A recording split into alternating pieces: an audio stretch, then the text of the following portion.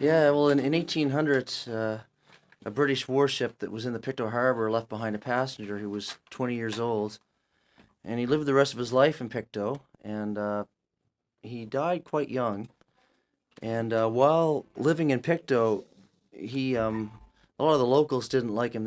He was they describe him in the history books as being an alcoholic, and but everybody assumed he was a liar because when he'd sort of get drunk in these pubs, he'd make claims that he was George the Fourth's son, and that because he was an embarrassment to the family, he was shipped to Pictou to live the rest of his life. So nobody believed him. But when he passed away, in attendance at his funeral were local politicians at the time. So some of the others sort of lived around Pictou, locals in Pictou. They thought, well, maybe he was telling the truth. And a few months after they buried him, there's a story about another British warship that was in the harbor, and people getting off the boat to decorate his grave with iron railing. So there's a possibility that he really was George the Fourth's illegitimate son, but no one really knows to this day. But he's buried in Pictou, Nova Scotia. But I wrote this song with Jamie Robinson, and here's the story of the Prince of Pictou.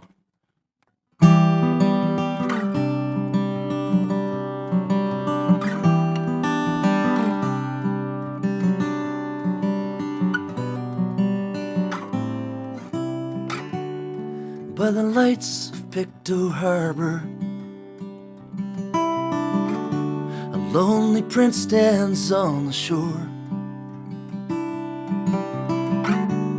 left behind across the ocean to hide the ways of George the Fourth. A lantern flickers in the hallway,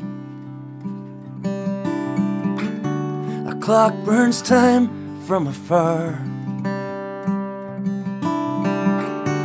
Dressed to kill, but dying fast inside, he makes his way down to the bar.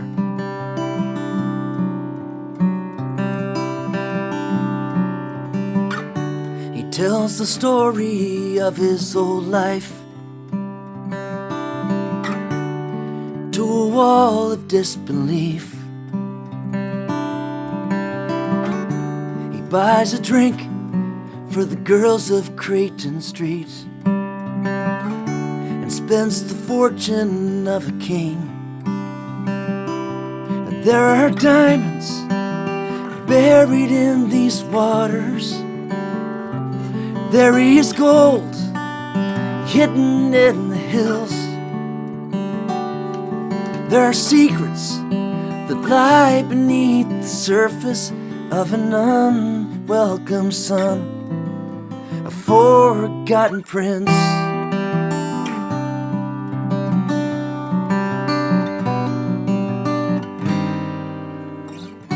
He sits in darkness at the tavern and counts the years away from home.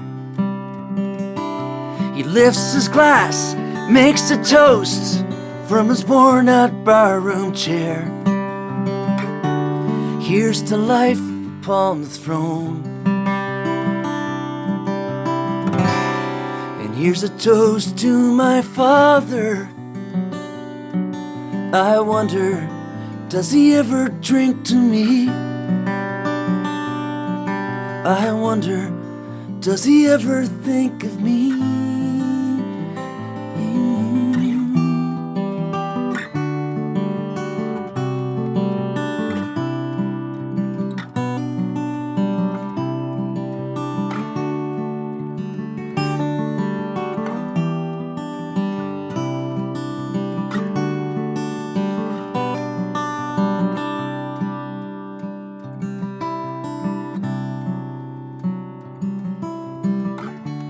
Cold of January took him